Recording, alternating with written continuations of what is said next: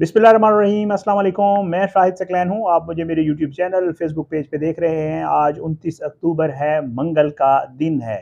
अमीर बालाज कत्ल केस के मरकजी मुलजिम तीफी भट्ट के बहनोई जावेद भट्ट को 2 सितंबर को लाहौर में बड़ी बेदर्दी से गोलियां मार के कत्ल कर दिया गया था। और इसके बाद बहुत सारी डेवलपमेंट्स हुए, इसमें शूटर गिरफ्तार हुए, इसमें बहुत सारे और भी मामलात हुए जो हम लम्हा बलम्हा आपको बताते रहे। लेकिन अब इसमें बहुत बड़ी डेवलपमेंट हुई है। आपको याद होगा इस केस में जो जावेद भट्ट साहब की अहलिया थी, जो उनके साथ उस वक्त ट्रैवल कर रही थी, मुस्लिम टाउन अंडर पास के पास उनके साथ फायरिंग हुई थी उनके ऊपर। उन्होंने नामजद किया था अमीर फतेह को और कैसर भट्ट को, और उन्होंने ये कहा था एफआईआर में कि जी मैंने अपनी आंखों से देखा है कि ये दोनों अफराद बाइक्स पे सवार थे इन शूटर्स के साथ, और इन्होंने ही मेरे खामद को कत्ल करवाया, नॉमिनेट कर दिया था। उसके बाद एक शूटर अजहर गिरफ्तार हुआ और उसने पुलिस को बयान दिया कि जी अमीर मसहब ने यह सारा कुछ करवाया था और फलां फलां ने मुझसे मिलवाया था। ये सारी स्टोरी आप सुन चुके हैं। लेकिन अब बहुत बड़ी डेवलपमेंट हुई, और सबसे बड़ी डेवलपमेंट ये हुई है कि इस मामले में 2 लोग नॉमिनेटेड थे, जिनमें अमीर फ़तेह, कैसर भट्ट पुलिस में शामिल तफ्तीश हो गया था, मैंने वीडियो की थी उसके ऊपर, लेकिन अमीर फ़तेह सामने नहीं आ रहा था। अब अमीर फ़तेह बाकायदा तौर पे मंजर आम पे आ गया है, पाकिस्तान में मौजूद है, वो कहीं गया है, सरेंडर किया है उसने अदालत के सामने। और उसके अलावा इस केस में क्या कुछ हो रहा है, और तीफी भट्ट के पाकिस्तान आने की भी खबरें हैं, तो आज की इस वीडियो में ये सारी तफसील आपके साथ शेयर करेंगे, क्योंकि मैंने काफ़ी अरसे से इसके ऊपर वीडियो नहीं की।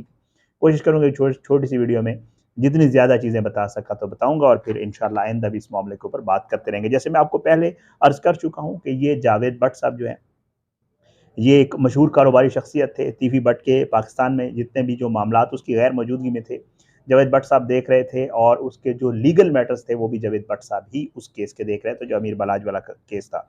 कोई भी एक्सपेक्ट नहीं कर रहा था जावेद भट्ट साहब को इस तरह बेदर्दी से कत्ल कर दिया जाएगा। जावेद भट्ट साहब के कत्ल के बाद अमीर फतेह और कैसर भट्ट को जो है इसमें बाकायदा तौर पे नॉमिनेट किया गया, लेकिन उन्होंने अपने वीडियो बयानात में वाज़ेह तौर पे कहा था कि हम इसमें इन्वॉल्व नहीं हैं, और हम सरेंडर करेंगे और अपनी बेगुनाही साबित करेंगे। बयान के मुताबिक जो कैसर भट्ट था वो पेश हो गया पुलिस में, कई उसने पुलिस वालों से वैसे भी मुलाकातें की, लेकिन उसने अपनी अबूरी ज़मानत भी करवा ली थी। 2 रोज़ कबल वो दोबारा अदालत में पेश हुआ, और फिर उसने जो है वो अपनी अबूरी ज़मानत जो है वो करवाई, जो कि 6 नवंबर तक उसको मिल गई। ये तो कैसर भट्ट तक की हद तक था, लेकिन जो अमीर फ़तेह था वो आज तक अदालत में पेश नहीं हुआ था।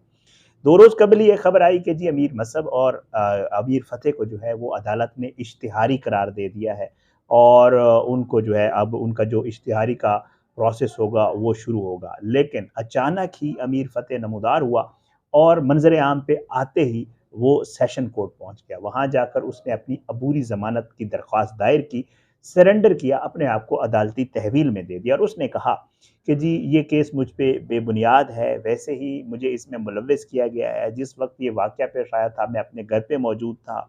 मेरा इस केस से कोई लेना-देना नहीं है, और मेरे पास कुछ ऐसे सबूत हैं या कुछ ऐसी चीज़ें हैं जिनसे मैं ये साबित करूँगा कि मेरा इस केस से कोई ताल्लुक नहीं है। बहरहाल ये बहुत बड़ी डेवलपमेंट है इस केस में कि वो शख्स जिसको नॉमिनेट किया गया था बाकायदा तौर पे, उसने जाके अपनी हिफाज़ती ज़मानत करवा ली है। कैसर भट्ट को 6 नवंबर तक हिफाज़ती ज़मानत में तोसी हुई थी, और जो अमीर फ़तेह है उसकी भी 6 नवंबर तक जो है वो अदालत ने अबूरी या हिफाज़ती ज़मानत जिसको कहा जा सकता है, वो मंज़ूर कर ली है। और अदालत ने 2 चीज़ें की हैं। एक तो अमीर फ़तेह को कहा है कि जी आप जाके इस केस में शामिल तफ़्तीश हों, और अपना जो है मौक़िफ़ वो तफ़्तीशियों के सामने, जो तफ़्तीशी जितनी भी टीमें काम कर रही हैं उनके सामने रखें। और दूसरा, अदालत ने जो है इस मुकदमे का रिकॉर्ड भी तलब कर लिया है अपने पास। ये बहुत बड़ी डेवलपमेंट है।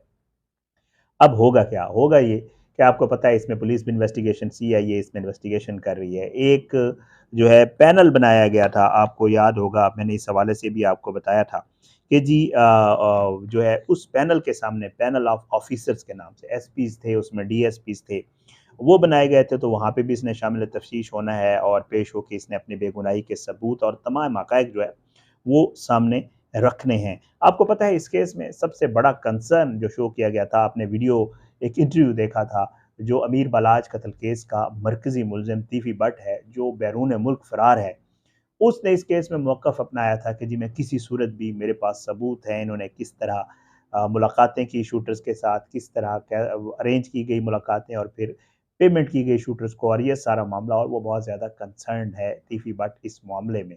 अब अमीर फ़तेह सामने आ गया है, मंज़र-ए-आम पे आ गया है, उसने सरेंडर कर दिया है, वो इस केस में शामिल तफ्तीश हो गया है। वो अपनी ज़ाहिरी बात है बेगुनाही साबित करने के लिए जितने भी उसके पास मौजूद सबूत होंगे वो देगा। लेकिन अभी तक अमीर मसहब जो है इस केस में वो भी अभी तक जो है सामने नहीं आया।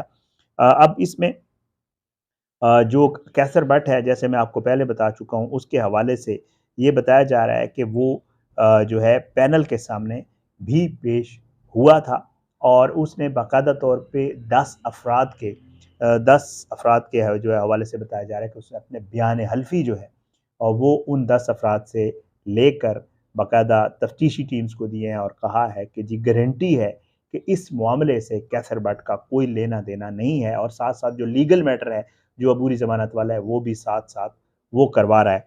बहरहाल ये सारा कुछ चल रहा है।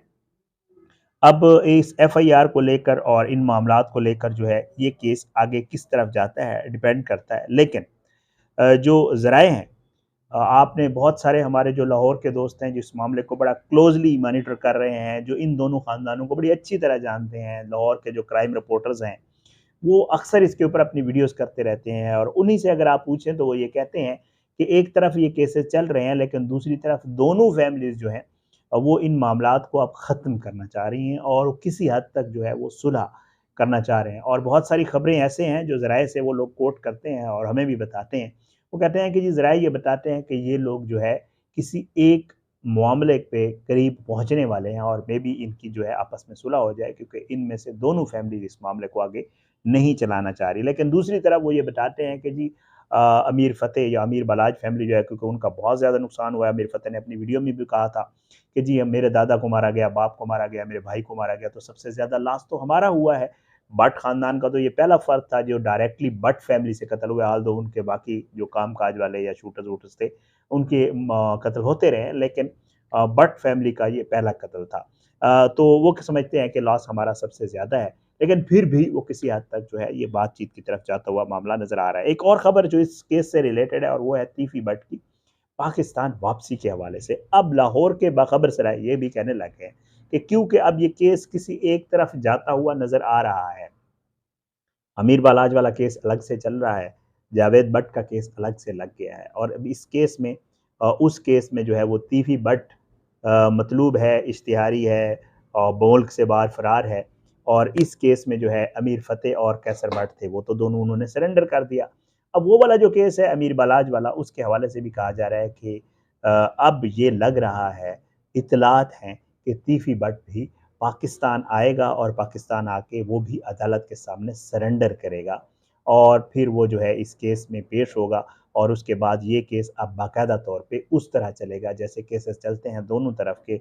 वो अमीर बालाज वाले केस में तीवी भट्ट पेश होगा, अमीर फ़तेह और कैसर भट्ट जो हैं वो जावेद भट्ट के केस में इधर पेश होंगे और ये केसेस अब आगे जाते हुए नज़र आ रहे हैं। इस सारे मामले में जैसे मैं आपको पहले कह चुका हूँ, अमीर मसहब फ़िलहाल कहीं भी सामने नहीं आया और ना नज़र आ रहा है। एक वीडियो बयान उसका भी ज़रूर आया था, लेकिन उसके बाद वो ना तो किसी अदालत में पेश हुआ है और ना उसने अपनी कोई ज़मानत करवाई है।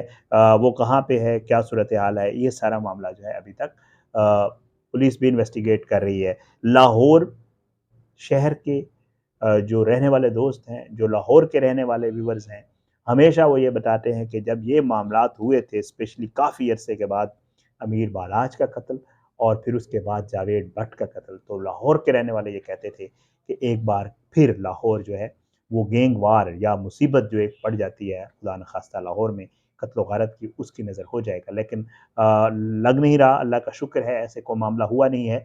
इसमें पुलिस की भी ज़ाहिर बात है तनदेही है, उन्होंने भी कोशिश ये की है कि ये जो कुछ हुआ है इसके बाद मज़ीद कुछ ना हो। ऑल्दो इस केसेस में इन केसेस में बहुत सारे लूप होल्स हैं, इन सारे केसेस में बहुत सारी ऐसी चीज़ें हैं जो मिसिंग हैं और जिनके जो इशारे हैं वो किसी हद तक लॉ एनफोर्समेंट एजेंसीज़ पुलिस वगैरह की तरफ जाते हैं।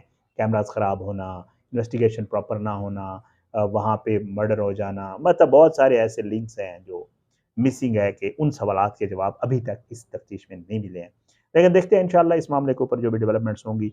ये 2 चीज़ें आई थी, इश्तिहारी करार दिया गया, अमीर फतेह ने सरेंडर किया, आतिफ़ी भट्ट की वापसी, कैसर भट्ट का पेश होना, उसकी भी 6 नवंबर, अब 6 नवंबर पे ये बात रुक गई है और देखते हैं 6 नवंबर को इस मामले के ऊपर मज़ीद क्या डेवलपमेंट्स होती हैं। जो भी होंगी इंशाल्लाह आपके साथ शेयर करेंगे। अपनी दुआ में याद रखा करें, अल्लाह सबको अपने ज़ुबान में रखे, अल्लाह पाकिस्तान का हामी नासिर हो, इसके खिलाफ साज़िशें करने वालों को नेस्तनाबूद करे, अल्लाह ज़ालिमों की इबरत का निशान बनाए, मज़लूमों को इंसाफ मिले। अपनी दुआ में याद रखिएगा जी। पाकिस्तान ज़िंदाबाद। अल्लाह हाफ़िज़।